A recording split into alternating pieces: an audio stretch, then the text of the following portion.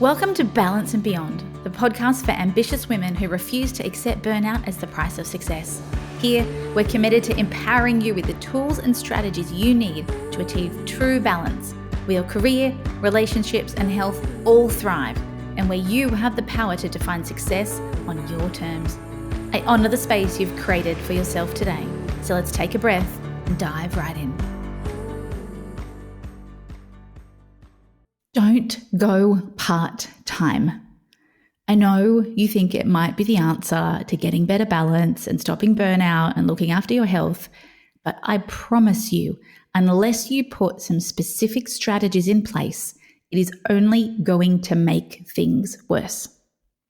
Now, before you try to burn me at the stake, I'm a big supporter of flexibility and making sure that work and life are all in balance. However, I have seen time and time again that unless you understand what really happens when you go part-time, you are setting yourself up for failure.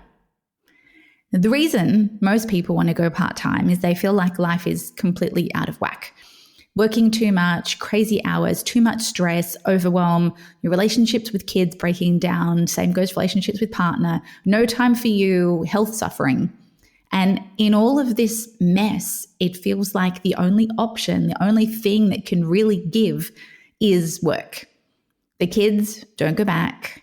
Most people would like to stay married or with their partners. There's life admin. Kids still need to be taken to sport and dropped off and fed. So in a world where it feels like there is no other choice, it feels like work is the one thing that has to drop.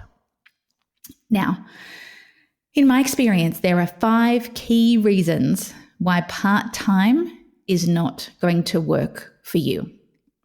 To be clear, part-time will work if you solve all of these.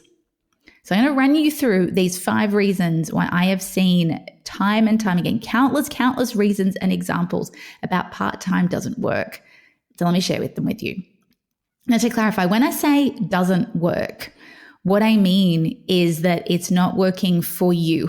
And as I go through all of these examples, you're going to see what I mean. So one of the first reasons that part-time work is not going to be successful is if you haven't learned how to hold boundaries yet. And by this, I mean you've dropped your days or you've reduced your hours, and yet you are still working in the time that you are not meant to be, that you're not being paid for it. So all you've done, let's say you go from 5 days to 4 and think, I need to get some space for me. I need to get those appointments in. Well, if you are working on those days in any way, shape or form, you've just docked yourself 20% pay. And what's even worse is that when you do some work on your day off, that usually you are doing other things, whether it's childcare arrangements or whatever else, you then feel guilty about it because you know you shouldn't be working, and maybe your partner goes nuts at you because this is your day off, you shouldn't be working. Or you feel guilty because you don't want to let the team down, and you feel bad because you've had a day off and other people are working and you're you're not getting to a deadline or the team needs you. So you have this constant pull for, oh my God, it's urgent, they need me. And the time that is meant to be boundaried for you, which is the reason why you're not working on that day, or boundaried for the kids or whatever it is that you've chosen to do with your time, ends up being draped in shame and guilt. And nobody wants that. And that's not fun. And this is why so many women I know try part-time, and then because of this lack of boundaries end up going, oh, stuff it. I'm going to go back up to full time because at least I'm going to get paid for the time I'm working. So you must learn how to hold boundaries.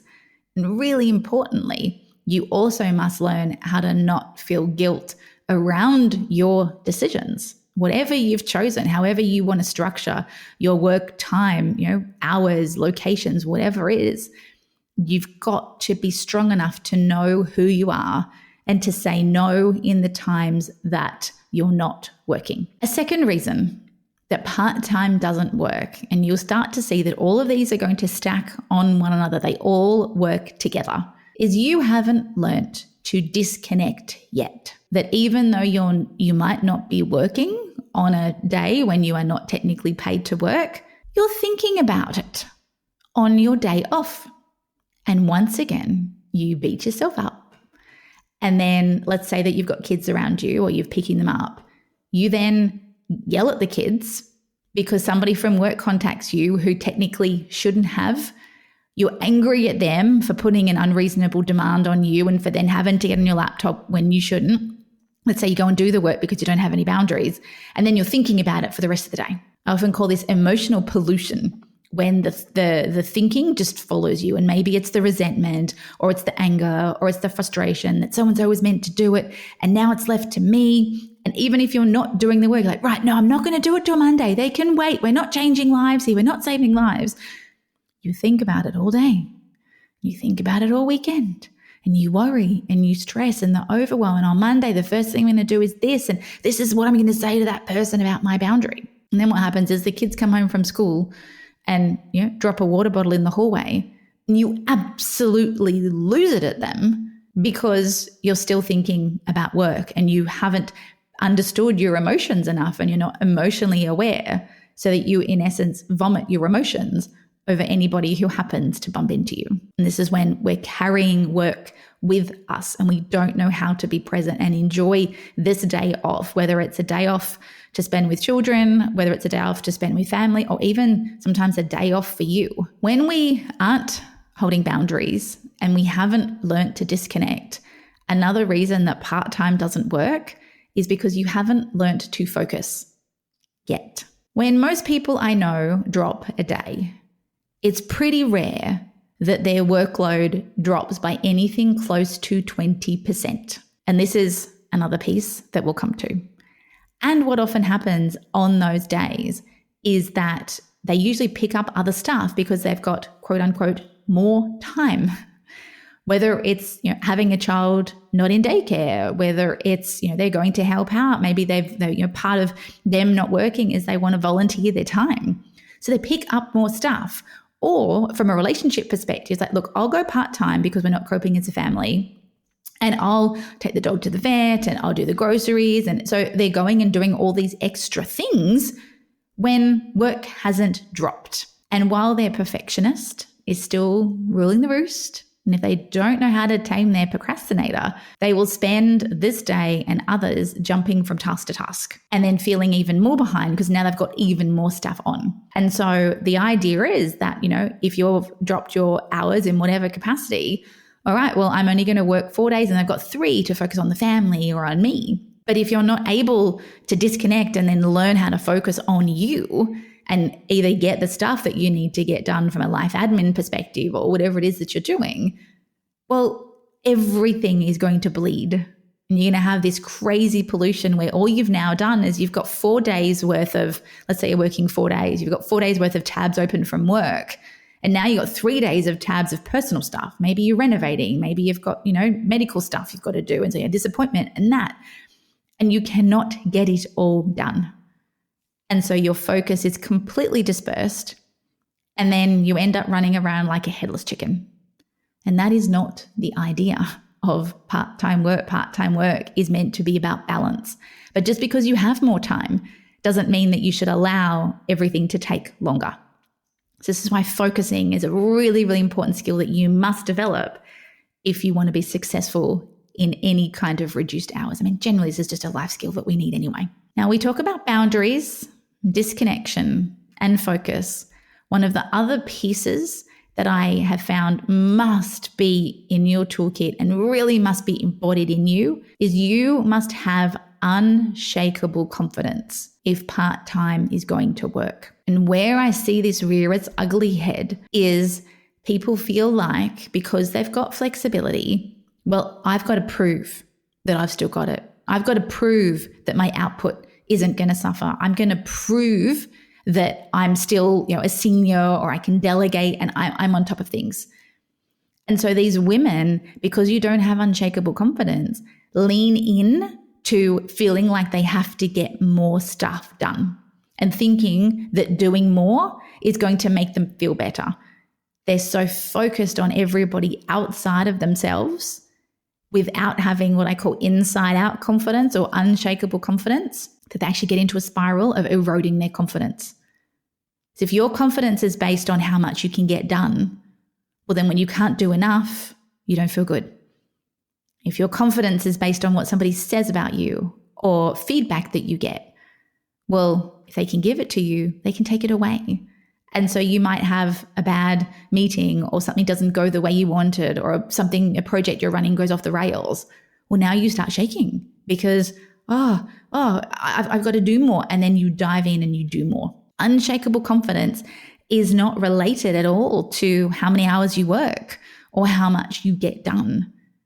It is not outside in. That's based on, what you can produce. It's based on external markers. It's based on positions. It's based on titles.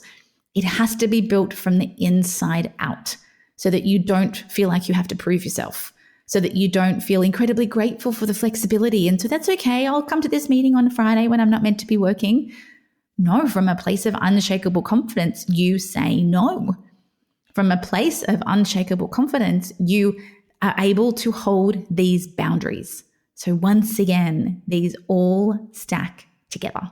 Now, the last piece that makes a really, really big difference, and I see this play out in so many different ways, is part-time will not work if you have not found your voice yet. And you usually won't find your voice until you have unshakable confidence. What this means is if you haven't found your voice, you aren't able to have that perhaps difficult conversation with your boss or your team about your workload. So many women go, that's okay, I'll keep it, take off this one project off me.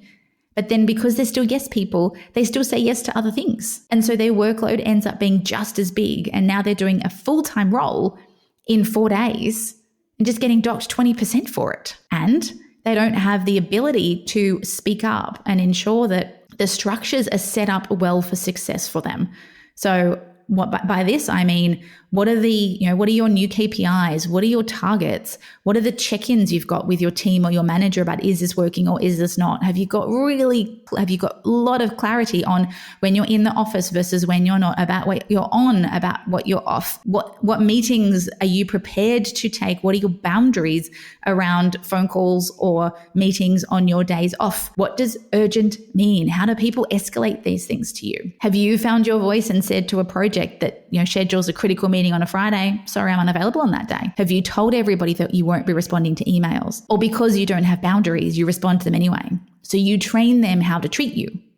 And then you get upset that they've emailed you on a Friday or they've given you a call when you're with the kids. And well, you've trained them how to treat you. And so many women feel happy that they've been able to drop a day and still, retained a senior position and whether they're in management. But that if this is what you want, well, then you have every right to it, but you have to claim it. And when you've really found your voice, I know women who build all of these things and they are so productive that they manage to negotiate working a 4-day week with no drop in pay. And without now thinking, well, I've got to do 10 to 11 hour days because I've now got to do my 50 hours a week in 4. There is so much data now coming out with many companies actually shifting to this permanent 4-day week and still paying staff for 5 around productivity, around creativity, that there are huge benefits to this.